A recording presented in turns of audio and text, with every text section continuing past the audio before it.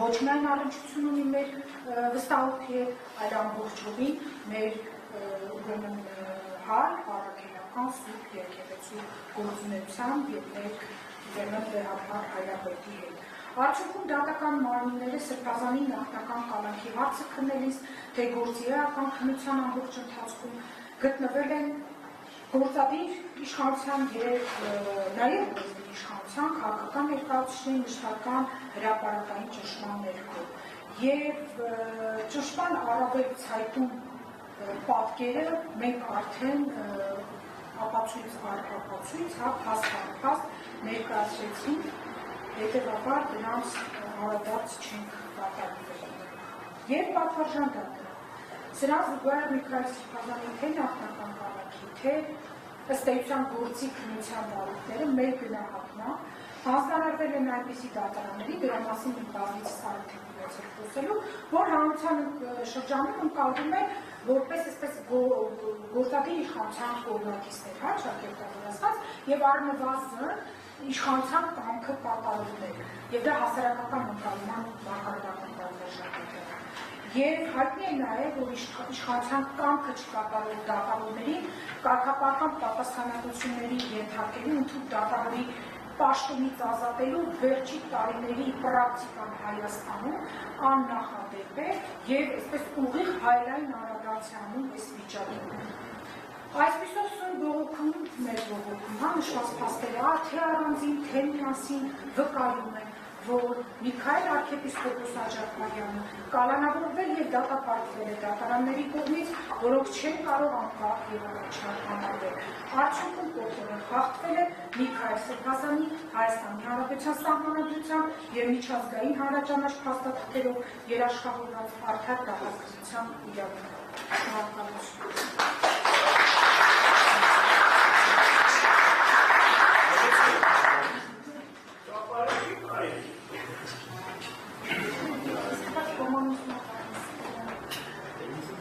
Այլ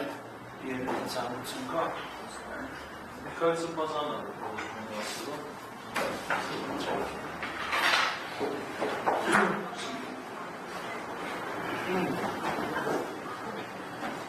այսօր իմ ապօրինի կալանավորման 356-րդ օրն է, 10 օրետու կլարանա արդեն մեկ տարի։ Եվ ես պարկ եմ վերուծայում ասում, ես սկանչելի օրեր ինձ պարկեվելու հատ։ Սկանչելի օրեր, բացառությամբ առաջին Ադյանի դատարանի իմ ինտելեկտի խոշտանման մեսների տարակարգերի կողմ։ Մնացած բոլոր օրերը սկանչելի օրեր են։ Մտքի, հոգու հանդարտության, Բաքրատ Սրբազանի հետ եղբայրական զրույցների, Աշակ Սրբազանի եղբայրական զրույցների, Վերջին 4 ամսում առանձնության սկանչելի հնարավորության շնորհակալ եմ մեր դատարանին, պատվարժան, որ արգելեց 4 ամիս որևիցե շփում, բացառությամբ 4 հոգու, եւ ես մեծ զարմիկ հաճույքով կենտրոնացա իմ հոգեվոր, մտավոր, այլ ինչու՞ չէ, ֆիզիկական բարոյության։ Ես ուզում եմ իմ սիրելի ժողովրդին ասում, որ իրապես սա ձևական չեմ ասում, ոչ եմ Բաքրատ Սրբազանի է ձևական ասում, մենք իրապես սկանչելի օրեր ենք ասում։ Իմ կյանքի լավագույն օրերն է։ Լավագույն օրերն է։ Եվ ոչ մի մտահոգություն չունես։ Ոչ մի մտահոգություն չունես։ Հոդդ քեզանից խլված է, դու իրավունք չունես քո հոդով զբաղվելու, իրավունք չունես որևիցե մի հարցով զբաղվելու, միայն մտածի հավատելու, հոգևոր խաղաղությամբ, անցերսանությամբ, քո անցած կյանքը վերլուծելու, վերաբերելու։ Ընդհանրապես դրա համար փառք եմ զայում ասում, այս սկանչելի հնարավորության համար։ Բայց դա չի նշանակում, որ շնորհակալություն պիտի հայտնեն նրանց, ովքեր այդ բանը իրենց նպատակների համար օգտագործելով ստեղծեցին։ Շնորհակալություն իրեն չէ հայտնի։ Եվ ասել եմ, որ իրենք պիտի պատասխան տան, եթե ոչ օրենքի առաջ, ապա Աստծո առաջ անպայման։ Եվ հստակ մնաս։ որովհետև մեկ տարի է, ես անազատության մեջ եմ լրիվ ապօրինի և անկիման։ Ես ոչ մի մեղ չեմ գործել, համաձայն չեմ մեղադրանքի ոչ մի կետի, մերժում եմ բոլոր մեղադրանքները, ինձ մեղադրյալից մեղավոր չեմ ճանաչում և չեմ ճանաչում, և պատրաստ չեմ ճանաչում։ Անմեղ եղել եմ Հայաստանի Հանրապետության առջև, մնում եմ անմեղ Հայաստանի Հանրապետության առջև։ Իմ ամբողջ կյանքը եղել եմ նվիրում Հայաստանի Հանրապետությանը, և ինձ համար պարզապես վիրավորական է, որ ես դատվում եմ հանուն Հայաստանի Հանրապետության։ Ես դա ասել եմ, որ ինչպես անձած անգամ ասացի, ես ոչ թե սա ինձ համար անձնական ողբերգություն է, կարգանակ անձնական շահեր։ Ոչ թե անձնական ողբերգություն է, այլ զատյորժա ողաբիտ, ամոթ եմ զգում Հայաստանի Հանրապետության համար, որ այսօր Հայաստանի Հանրապետությունում բոլոր եպիսկոպոսների վրա քրեական հետապնդումներ են, քրեական գործեր են անցված։ Բացի մեկից, այդ մեկի անունը չեմ տալիս, թե չէ նրա վրա եմ գալիս։ Բոլոր եպիսկոպոսները մինչև 2025 թվականը ուրեմն օրինապատ քաղաքացիների ներառյալ գաղափար հայրապետի հանդարտ 2025 թվականին կոլեկտիվ խելագարության մեջ մտան և սկսեցին օրենքը խանգարել, օրենքը խախտել։ Ինչպես կարելի է այսպիսի երկրի Հայաստանի Հանրապետության համար չամաչել։ Եվ ինչպես կարելի է, որ գերագույն ստախոսին երկարգող տարբեր ստախոսներ, տեսեք, ստեղ ասեցին, որ դա ինչ-որ մարդու չեն մեղադրում։ Գլխավոր դատախազը ստախոս է։ Քննչական կոմիտեի ղեկավարը ստախոս է։ Խնդրում առանց պիտակում է։ Չեմ պիտակում, մենք սիցուդ են խոսացել։ Արտարադատության նախարարը ստախոս է։ Նույնիսկ մարդու իրավունքների պաշտպանը ստախոս է։ Այդ ստախոսության համար պատասխանատվություն հասնում թե չի հասնում։ Եթե ես անարտար կերպով մեկ տարի անազատության մեջ եմ և հնարավոր է, որ մեկ կամ մեկ ու կես տարի անազատության մեջ լինեմ, դրա համար պատասխանատվություն լինելու է, թե ոչ։ Գալու եք ժամանակը։ Ուրեմն դրա համար ավարտելով, ես ասի, որ սկանչելուներ եմ անցկացրել, հուսով եմ, որ ապագայում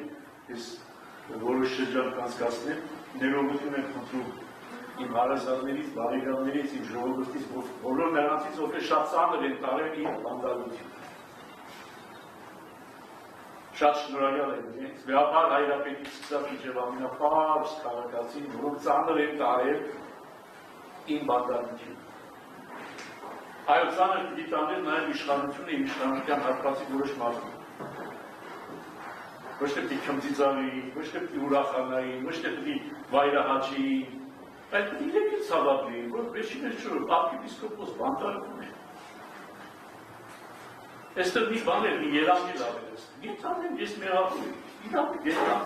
ենթադրեք գործել եմ ես հանցանքը։ Ենթադրեք, իրավ ոչ եմ արել։ Բայց ոչ մի հետևանք չի թողել ոչը, չկա ոչ տուժող, չկա ոչ վգա, չի հարցակրում ոչ մի վգա, չի եղել ոչ մի տուժող։ Եվ ես ունեմ տարիների վաստակ։ Եվ քանի որ հոդվածներ ենթադրում է և տալիս է հնարավորություն ավելի մեղմ պատժամիջոցի։ Արդյոք հնարավոր չի ավելի մեղմ պատժամիջոց կիրառել իմ նկատմամբ։ Առավել իբր խափանման միջոց։ Իբր խափանման միջոց։ Եթե նույնիսկ 2 տարի պիտի դատապարտվի, 2.5 դատապարտվի, 5 տարի պիտի դատապարտվի, ես ասել եմ պատրաստ եմ ցման բանդարության։ Բայց իբր խափանման միջոց։ Արդյոք հնարավոր չէ, երբ որ չկա ոչ վգա, ոչ տուժող, և ամբողջ ապացուցման ինչ-որ բանը շպարս է, հայտնի, ոչ մի բան չեմ կարող փոխել իմ ասած և արածի մեջ։ Ինչ իմաստներ, այս խափանման միջոցը մեկ տարվա կիրառել իմ նկատմամբ։ Սա միթե անօրինականություն չի, սա միթե ապօրինություն չի։ Եվ նրա համար ավարտելով խոսքս, շնորհակալություն հայտնել նաև իմ սիրելի պաշտպաններին, որոնք աղցարցակ և անցալի պրոֆեսիոնալիզմով պաշտպանեցին եւ ներկայացրեցին բոլոր ապօրինությունները, հնարավոր ապօրինությունները եւ անհնարին ապօրինությունները, որոնք կիրառվել են իմ նկատմամբ։ Որը շնորհակալություն իրենց, բայց ավարտում եմ իմ խոսքը ասելով, որ բացարձակապես վատ չեմ զգում իմ վանդարգությունից, վանդարգության ցանկացած ձևաչափից, որը համարում եմ բացարձակ ապօրինի եւ անհնար։ Հետևաբար ես որևիցե ինչպես խնդրանք չեմ ներկայացրել առաջին ատյանի դատարանին, այնպես էլ խնդրանք չեմ ներկայացնում ձեզ պատվարժան, վերաքննիչ դատարան, պարզապես ասում եմ, որ դատեք ըստ ճշմարտության եւ վճիռ կայացրեք ըստ ճշմարտության։ Այս կամոն։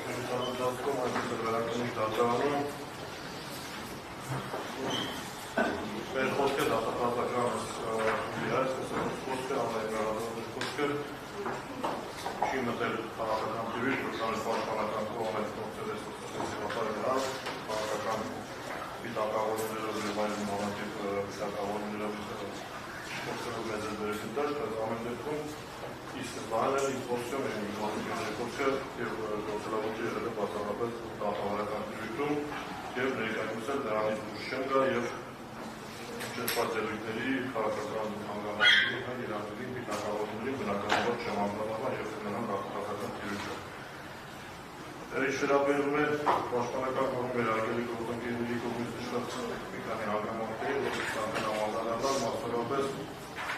Արոնյան անդրադարձավ 440 հոդվածի, այս քրեականությունների 440 հոդվածի երկրորդ մասին այդ որակյալ հանգամանքի արդյոք թե չկա,